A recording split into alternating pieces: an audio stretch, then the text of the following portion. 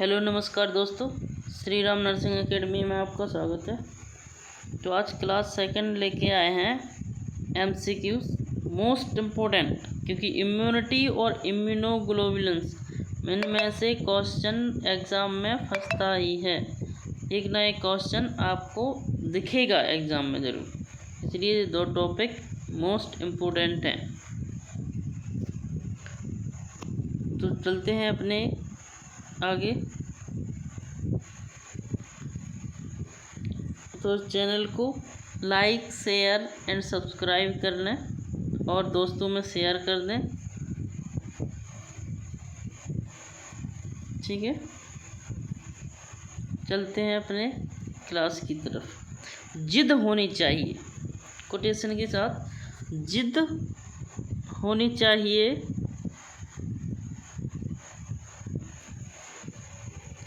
जिद होनी चाहिए कुछ हासिल करने की, वरना उम्मीद लगाकर तो हर कोई बैठा है। अगर आपके अंदर या आपके दिमाग में जिद है, जिद होनी चाहिए कुछ हासिल करने के लिए। अगर आपको कुछ हासिल करना है, नर्सिंग ऑफिसर बनना है, तो जिद होनी चाहिए, वरना उम्मीद लगाकर तो हर कोई बैठा है। उम्मीद लगाकर तो हर कोई व्यक्ति बैठा है। अगर आपके अंदर जिद है कि मुझे नर्सिंग ऑफिसर बनना है, तो आप बन सकते हो, नहीं तो उम्मीद लगाकर हर कोई बैठा है। हर कोई 80,000 सैलरी के लिए नहीं बैठा है पर मंथ, ठीक है। आपके अंदर अगर जिद है ये पाने की, तो ही आप नर्सिंग ऑफिसर बन सकते हो, ठीक है। चलते हैं पहले क्वेश्चन की ओर। पहला क्वेश्चन क्या कह रहा है? Humoral immunity is provided by, मतलब जो ह्यूमरल इम्यूनिटी है जो वो प्रोवाइडेड बाय किसके द्वारा बनती है? टी लिम्फोसाइट या बी लिम्फोसाइट या इम्यूनोग्लोबुलिन या इंटरफेरॉन? बताओ। ह्यूमरल इम्यूनिटी टी लिम्फोसाइट से बनती है, सेल्यूलर इम्यूनिटी, ठीक है। तो आंसर पहला तो हो नहीं सकता, ठीक है।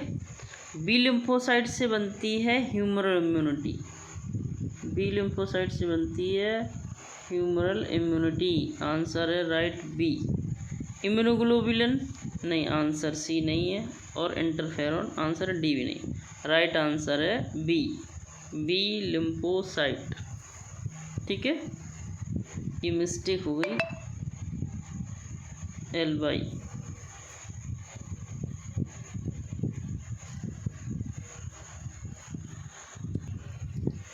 चलते हैं अगले क्वेश्चन पे।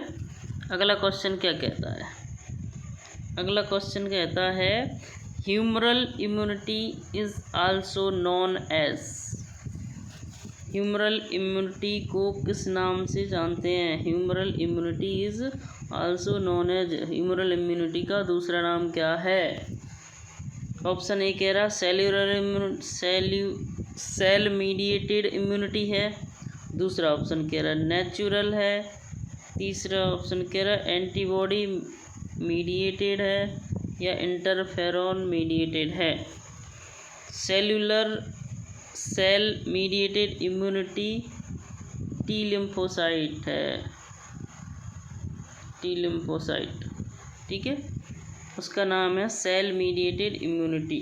ह्यूमरल इम्यूनिटी का दूसरा नाम है बी लिम्फोसाइट, बी लिम्फोसाइट, ठीक है। इसी बी लिम्फोसाइट को नाम देते हैं एंटीबॉडी मीडिएटेड, ठीक है। सेल मीडिएटेड नहीं है, दूसरा नेचुरल नहीं है, इंटरफेरॉन नहीं है, राइट आंसर है सी, एंटीबॉडी मीडिएटेड, ठीक है। ह्यूमरल इम्यूनिटी का दूसरा नाम है। अगला क्वेश्चन, अगले क्वेश्चन पे चलते हैं। अगला क्वेश्चन क्या कहता है? अक्रेंस ऑफ सर्टेन डिसीज और सब क्लिनिकल इन्फेक्शन प्रोवाइड इम्यूनिटी, मतलब अक्रेंस ऑफ सर्टेन डिसीज, मतलब जब आपको इन्फेक्शन हुआ, कोई डिसीज़ हुई है या सब क्लिनिकल इन्फेक्शन हुआ है, तो वो कौन सी इम्यूनिटी कहलाएगी? क्योंकि इन्फेक्शन हुआ है और इन्फेक्शन से आपको जो इम्यूनिटी मिली है वो कौन सी इम्यूनिटी है? इस क्वेश्चन का आंसर देने से पहले, आंसर इस क्वेश्चन का हम नहीं देंगे, आंसर आप लोग ही देंगे, ठीक है। चलो पहले तो समझते हैं कि इम्यूनिटी क्या है, ठीक है। उसके बाद ये आ गया इम्यूनिटी, ठीक है। अडोप्टिव इम्यूनिटी दो प्रकार की होती है, एक तो नेचुरल होती है, एक आर्टिफिशियल होती है। नेचुरल इम्यूनिटी क्या है? नेचुरल मतलब जो नेचुरल अपन को मिलती है, अपन को कुछ नहीं करना पड़ता है, ऑटोमेटिक मिलती है, उसको नेचुरल इम्यूनिटी बोलते हैं। आर्टिफिशियल इम्यूनिटी जो बनानी पड़ती है या बाहर से दी जाती है, वो आर्टिफिशियल इम्यूनिटी है, ठीक है। अब नेचुरल में भी दो टाइप हैं, एक्टिव नेचुरल इम्यूनिटी और पैसिव। एक्टिव कौन सी होती है? एक्टिव इम्यूनिटी कौन सी होती है? एंटीजन इंटर द बॉडी, अगर कोई भी इन्फेक्शन हुआ आपको बॉडी में इंटर कर गया और उसने अपनी बॉडी के अंदर इंटर करके एंटीबॉडीज़ बना ली हैं, एंटीबॉडीज़ एंड स्पेशलाइज्ड लिम्फोसाइट बना ली हैं, उसको एक्टिव नेचुरल इम्यूनिटी बोलेंगे, ठीक है। कोई भी इन्फेक्शन हुआ, मान लो चिकन पॉक्स हो गया आपको, ठीक है, वो बॉडी में हो गया, एक बार हो गया, नेचुरल उसने एंटीबॉडीज़ बना ली हैं, एंटीबॉडीज़ बना के अब जो चिकन पॉक्स है आपको दोबारा नहीं होगा कभी, उसको बोलते हैं नेचुरल एक्टिव इम्यूनिटी, ठीक है। अब नेचुरल पैसिव क्या होता है? Natural passive antibodies pass from the mother to the foetus by placenta और to infant by the mother breast milk. Mother के जो मिल्क है पैसिव है, नेचुरल तो हो रहा ना, नेचुरल है और पैसिव माँ के द्वारा मिल रही वो पैसिव है, नेचुरल पैसिव इम्यूनिटी बोलते हैं, ठीक है। अब चलो आर्टिफिशियल इम्यूनिटी किसे बोलते हैं? आर्टिफिशियल भी दो प्रकार की होती है, एक एक्टिव आर्टिफिशियल इम्यूनिटी और passive artificial immunity. Active artificial immunity, artificial मतलब बनी हुई चीज़ें, जो बनावट की बनी हुई चीज़ें, एंटीजन है, antigen are introduce in vaccine, body produce antibodies and specialised lymphocyte. इसमें वैक्सीनेशन, अगर वैक्सीनेशन अपन करते हैं वो आर्टिफिशियल एक्टिव इम्यूनिटी है, एक्टिव दे रहे ना अपन, एक्टिव तरीके से दे रहे, आर्टिफिशियल बनी हुई दे रहे, उसको आर्टिफिशियल एक्टिव इम्यूनिटी के नाम से जानते हैं, ठीक है। अब पैसिव है, पैसिव आर्टिफिशियल इम्यूनिटी, पैसिव में क्या होगा? परफॉर्म एंटीबॉडीज, अपन बाहर से कोई बनी हुई एंटीबॉडीज इंसर्ट कर रहे हैं, वो है artificial passive immunity. Passive immunity perform antibodies in immune serum are introduce by the injection. Injection के द्वारा अपन कोई भी एंटीबॉडीज लगाएं उसको आर्टिफिशियल पैसिव इम्यूनिटी बोलेंगे, और आर्टिफिशियल एक्टिव इम्यूनिटी वैक्सीनेशन को बोलेंगे, और नेचुरल एक्टिव इम्यूनिटी अपन को इन्फेक्शन के द्वारा जो मिल रही है, और नेचुरल पैसिव इम्यूनिटी जो मदर के से या प्लेसेंटा से अपन बच्चों को मिलती है, उसको बोलते हैं नेचुरल पैसिव इम्यूनिटी, ठीक है। अब चलते हैं अपन क्वेश्चन पे, तो आपको सारे क्वेश्चन का जवाब आप ही दोगे। अब चलते हैं। Occurrence of certain disease of सब क्लिनिकल इन्फेक्शन प्रोवाइड इम्यूनिटी, कौन सी थी?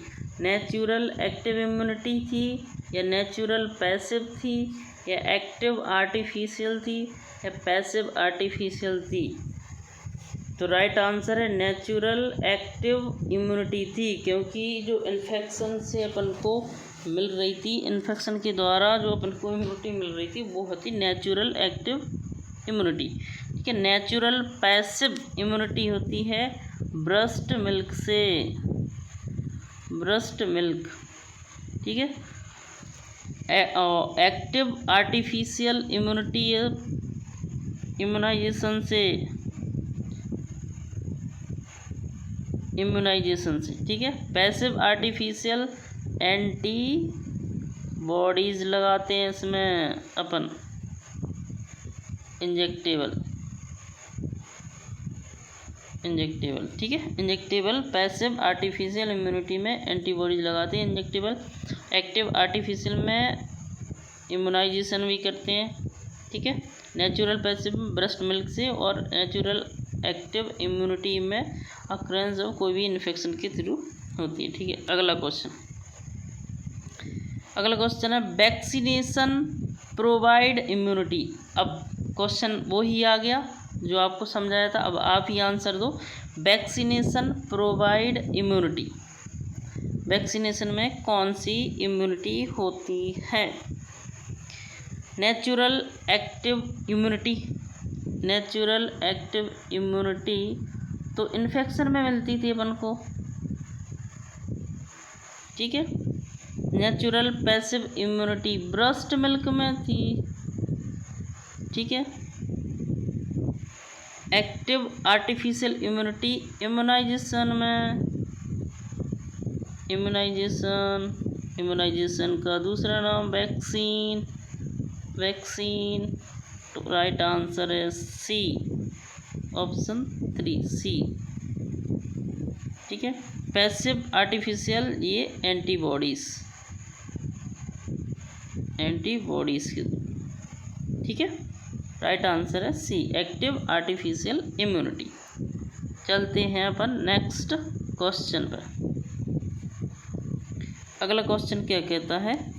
अगला क्वेश्चन है which of the following type of hypersensitivity is known as delayed type hypersensitivity and it's carried out by T lymphocyte. Question कहने का मतलब है which of the following type of hypersensitivity, कौन सी type की hypersensitivity is known as delayed type. Delayed मतलब जो देरी से हो उसको डिलेड टाइप हाइपर सेंसिटिविटी बोलते हैं। And it's carried out by T lymphocyte. T lymphocyte की वो जो डिलेड हो उसको किस नाम से जानते हैं? डिलेड जो देरी से हो। Type first hyper sensitivity, type second hyper sensitivity के नाम से जानते हैं, या टाइप थर्ड हाइपर सेंसिटिविटी, या type fourth hyper sensitivity. Type first hyper sensitivity होगी एलर्जी में, ठीक है। एलर्जी, कोई भी एलर्जी रिएक्शन हुई वो टाइप फर्स्ट में जाएगी। टाइप डिलेड पूछा है, डिलेड का आंसर है फोर्थ। सेकंड नहीं है, थर्ड नहीं है, fourth D, option D is the right answer. Delayed hyper sensitivity right answer है डी। चलते हैं अगले क्वेश्चन पे। अगला क्वेश्चन क्या कहता है? इमीडिएट ट्रीटमेंट ऑफ एनाफाइलैक्सिस अगर रिएक्शन हो जाए उसका इमीडिएट ट्रीटमेंट क्या है?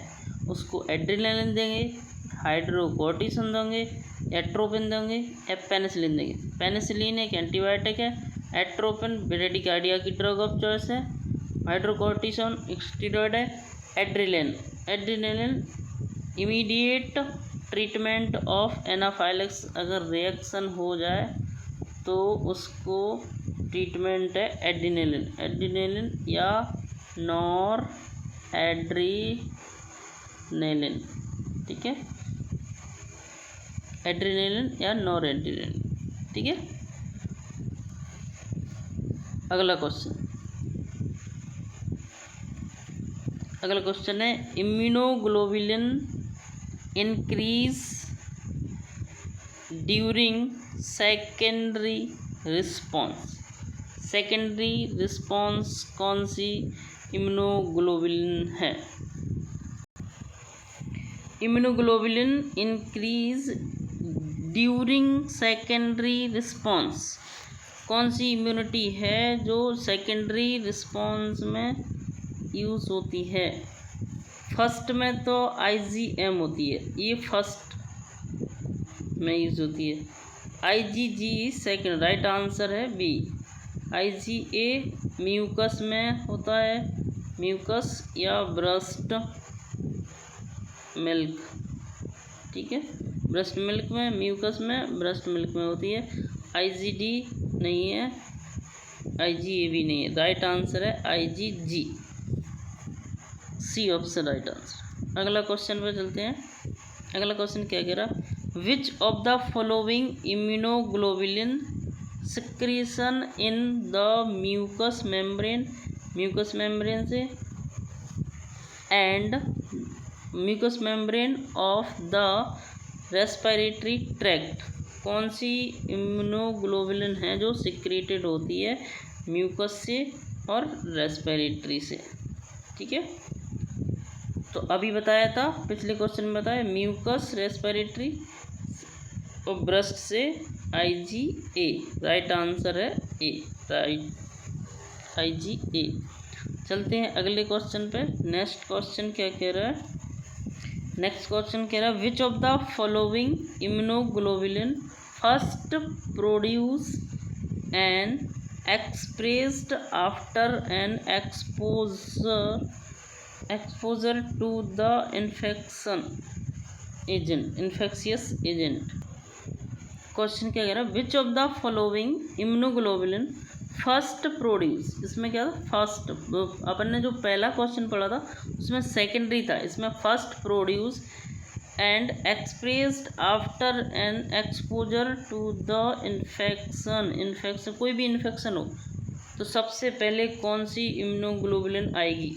सबसे पहले अटैक करती है IgM, ठीक है, IgM फर्स्ट है, IgG सेकंड है, ठीक है, E एलर्जी में होती है, एलर्जी में होती है, A ब्रेस्ट मिल्क म्यूकस में होती है, ठीक है, राइट आंसर है C IgM। सबसे पहले IgM, साइज में बड़ी IgM, मैक्रो M से IgM और में से मैक्रो मत बहुत बड़ी, सबसे बड़ी ये होती है।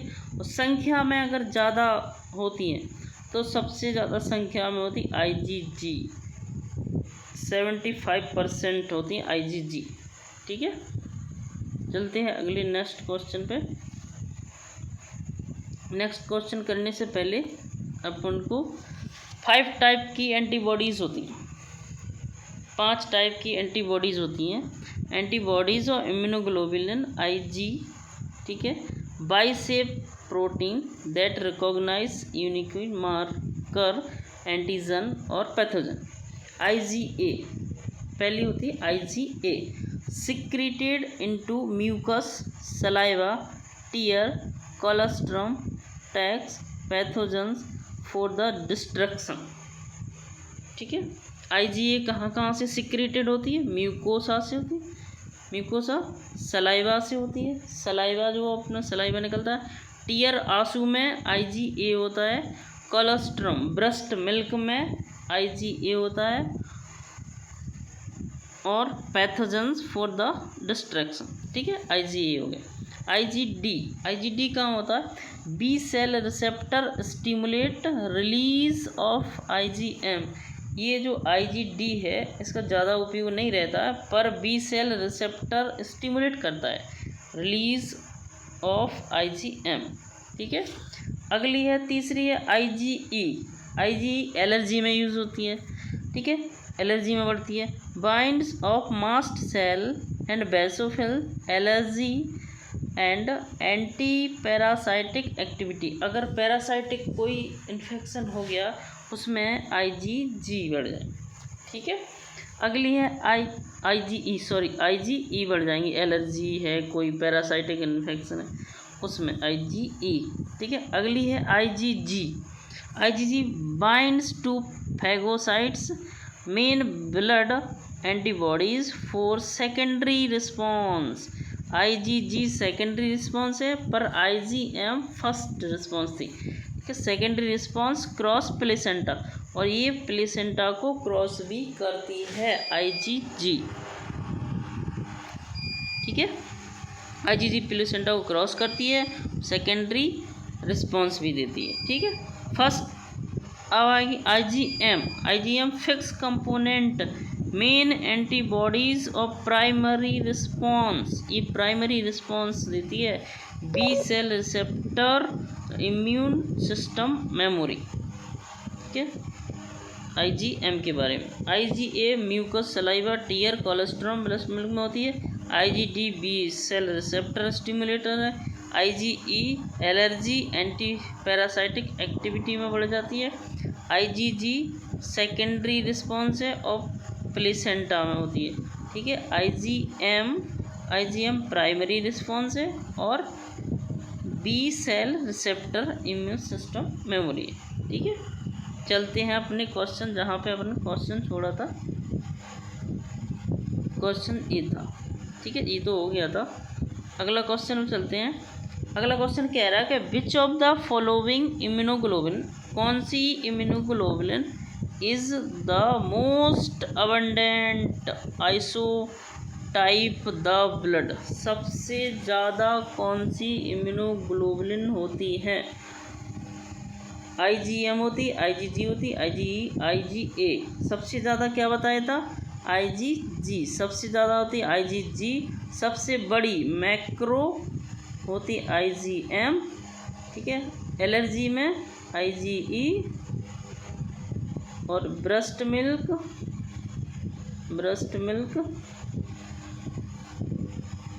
Saliva colostrum.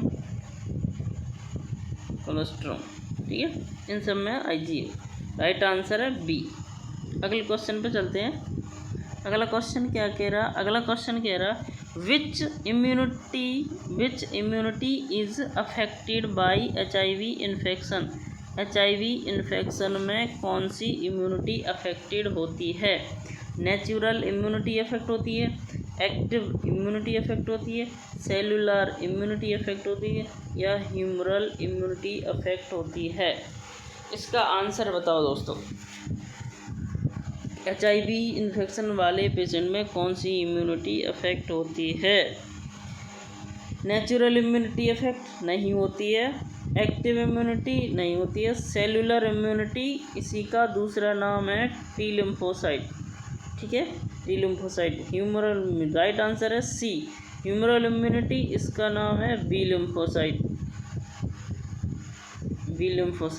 ठीक है, तो राइट आंसर है सी। चलते हैं अगली स्लाइड। ये अपने पढ़ लिया, इम्यूनिटी पढ़ ली है। इम्यूनिटी के बाद एंटीबॉडीज़ भी पढ़ लिए अपन ने। ठीक है, थैंक यू दोस्तों।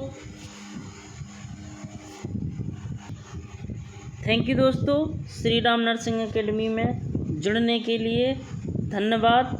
आज का समय यहीं पे समाप्त करते हैं, मिलते हैं अगले वीडियो में और अच्छे से लेके आएंगे। आप चैनल को लाइक शेयर एंड सब्सक्राइब करें एंड सपोर्ट करें और कमेंट करें। कमेंट बॉक्स में कमेंट डालें, जिससे कि हम उन कमेंट को देख के कुछ और अच्छा कर पाएँ। ठीक है, जो भी गलतियां हो उसको सुधारने का मौका दें। ठीक है,